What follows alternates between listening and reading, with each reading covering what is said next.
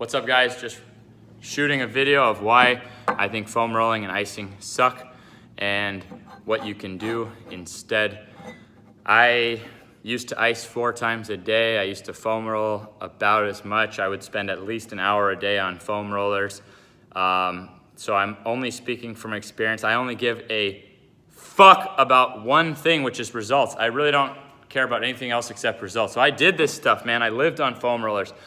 And I would just tighten up and tighten up and tighten up. I thought foam roller was the best thing that ever happened to me, except it never worked fully. I still had knee pain. I still couldn't jump. But when I would do it, I would feel so much better, and then I would have to keep doing it. And then I had a little travel one that I would use for away games, and then I would have one at my apartment, and I had a PVC one that was just crazy hard, and I had a rumble roller. And like I said, I had my ice pack. I would wake up in the morning, cook breakfast with my ice packs on, sit, eat breakfast, come back at lunch, ice packs, before practice, ice packs, after, ice, foam roll, still 19-inch vertical. I ended up having knee surgeries after doing all that work I put into my knees, thousands of hours of foam rolling and icing, and still had knee surgery. So I'm only speaking from experience and results. And now I just came off the court. It's absolutely stupid how good my knees feel, how good my body feels. I'll do all kinds of stupid shit just to show. I mean, I just came off the court, played, dunked, whatever, shooting this video, impromptu, boom, splits, like it's nothing, okay? My muscles don't get tight like they used to because I do the ATG system and I don't foam roll. When you foam roll, you are beating up your muscle. So let's try to take a look at the whiteboard. So say this is your quad, okay? That's your knee down there. All right. When you foam roll, you're trying to do fascial release, myofascia, blah, blah, blah. Because they say, oh, that's like the thin covering of the muscle. Yeah, but those thin coverings, you end up with these bits of scar tissue in them. And by foam rolling, you end up putting so much pressure down, you leave more scar tissue in its place. You end up smoothing out the muscle. So you think your joint feels like it has more room to move because the muscle is smoothed out. But the muscle's just temporarily smoothed out by the foam roller. And the fascia gets worse and worse and worse. And when I actually had my fascia looked at for real, not by a massage person or any other bullshit, my fascia looked at, the guy said I had the fascia of cement. And I said, that's impossible. I foam roll 4 times a day. He said, exactly. Okay? Results don't lie. Now my fascia is amazing without foam rolling. Okay? So your body will heal itself, but not if you keep beating it up. We use full range of motion exercises, stretches. We naturally give room for the joint. For the scar tissue right around the joint, when you can barely bend it, we use floss bands to loosen it up. And over time, go ahead, message the Flexible right now and ask him how much time he spends on a foam roller. Yet, he played sports his whole life and he's the most flexible guy I've ever seen. So again, only care about results. And the people who want to get into scientific studies, I found a study that showed that foam rolling makes you worse. That's right, foam rolling makes you worse. You do the treatment, you have more range of motion, you feel better. At the end of the week, they rechecked the same patients. They were tighter than they were before they foam rolled. So it beats up your muscle and smooths it out temporarily, but makes now your fascia gets beat up and you have to put more scar tissue in its place. So now time goes by and you end up tighter and tighter and tighter. And icing, similar kind of deal. Your body has its own nerves that it sends out from the spine and it goes all through to your body. When you ice, you feel better for a couple reasons. For one, you literally numb the area. You can't even feel it. So of course you feel better. And then it takes away the old blood, brings in new blood, yada, yada, yada. Well, the problem with that is your body will do that naturally. And every time you ice, you're dulling your nerves that much more. You're making yourself a slower recoverer every time you ice. So yes, nothing bad's gonna happen from foam rolling once, from icing once. You might even be able to do these things daily. I could do those every day and I would still be fine because the ATG system makes me bulletproof. It gives me an abundance of health. I can fuck around with, I can mess up, I can do stupid shit, and I'll still be fine. I can get away with it. What I'm saying is that scientifically though, I will be making myself worse. Not based on science from research, based on science from just looking at the actual facts of physics and muscle tissue and stuff like that. Just look. So the more studies are done, the more you'll find that foam rollers, it's eventually gonna come out that foam rollers make people worse. Temporarily make you better, long-term make you worse. Same with icing. Your body's own communication channels get dulled and dulled and dulled and dulled and dulled. Icing means you have to keep icing more, your body recovers itself slower, and flossing can get the same old blood out, new blood in, except flossing you do for a couple minutes and it doesn't numb the area at all. If you left them on there way too long, I suppose it would. So when you ice, you just hold the joint stiff. When you floss, you actually end up bending the joint maximally and loosening it up instead of stiffening it up, and you're in control, in communication the entire time. So work your exercises through full range of motion, watch your fascia transform. Work your flexibility to make sure that your range of motion exercises get full depth in the first place.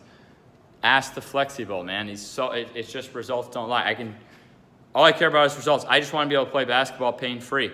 Jumping was a side effect. I never thought I'd be able to dunk a basketball. Now, this time, guess what? First ever right foot, two-hand. It just keeps getting better. Every time I go out, my joints feel magical. My body's so loose. I don't stretch before I play. I don't do anything like that. I don't foam roll. So think how nice my life is now, never having to ice, never having to foam roll. I don't even floss anymore because I did it so much to get the result. But I want to make sure that my workouts work so well that I don't even need anything else. So I don't take joint supplements. I don't do anything for my joints outside of my workouts. For those who are addicted to them right now, I've been in your shoes, and you're going to need to slowly change how you operate. This is just my advice based on real results. But there is something magical about doing your strength training through a full range.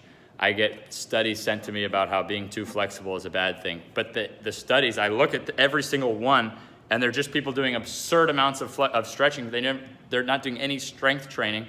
And not only do I not recommend that, I recommend doing my strength training. I don't try to get flexible through a range I can't be strong through. So there's no studies ever, zero, zilch, nothing on doing your strength training through a full range of motion. What a revelation.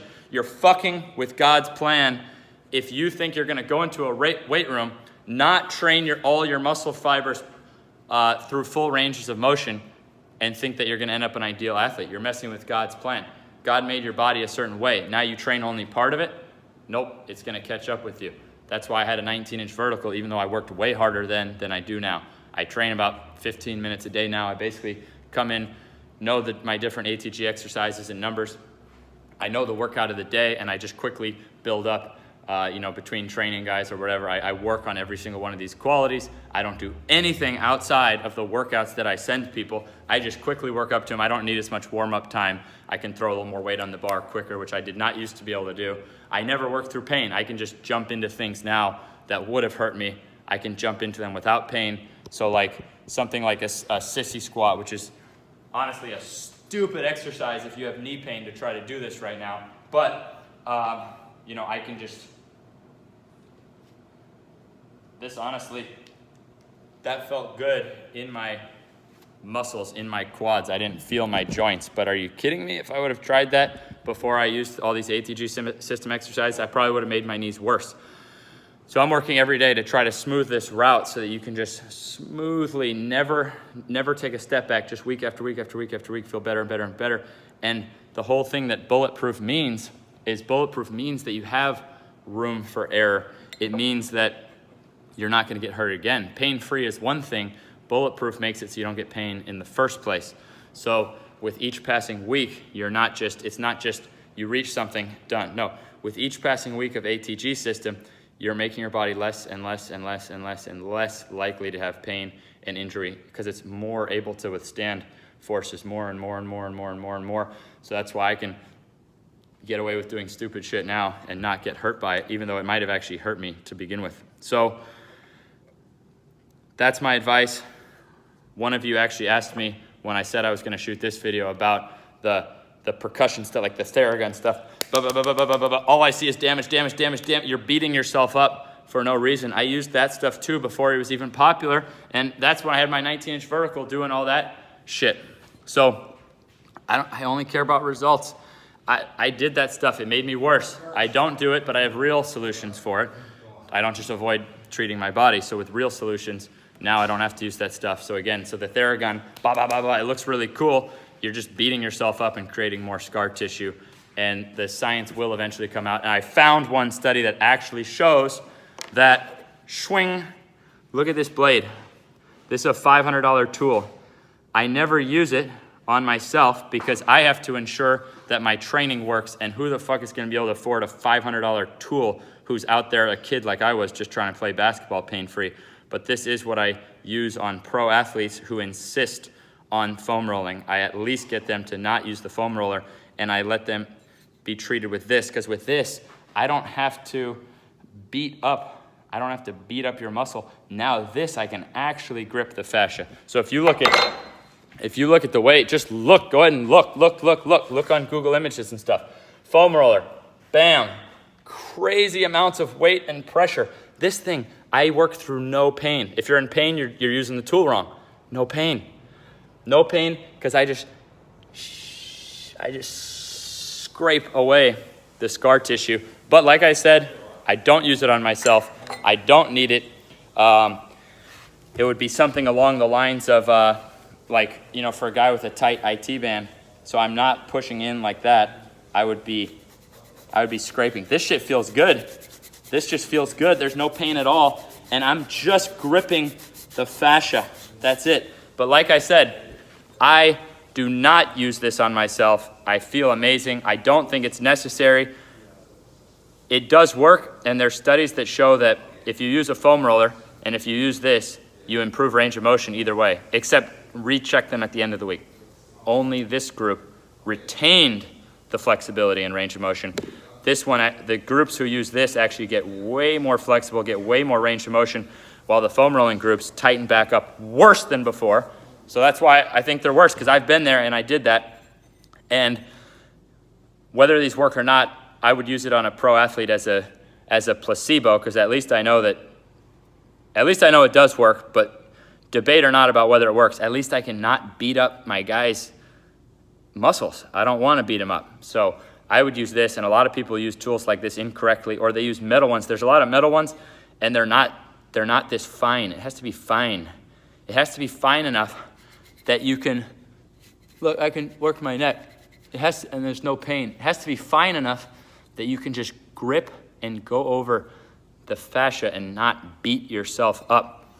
So how great of news is that? I don't have to ice. I don't have to beat myself up. And my body feels like a dream. I feel like a kid again, crazy range of motion. When I play basketball, I feel light as a feather. I don't have to stretch or do any dynamic stretching or anything.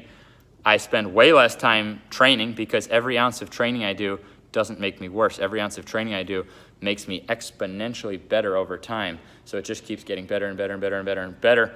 So this is good news, guys. This is great news that you don't have to spend hours a day treating your body. You don't have to beat your body up, but you do have to be patient. You might have to ditch the heavy weights you're using and start training with the ATG system, because that's the only thing I've found that works.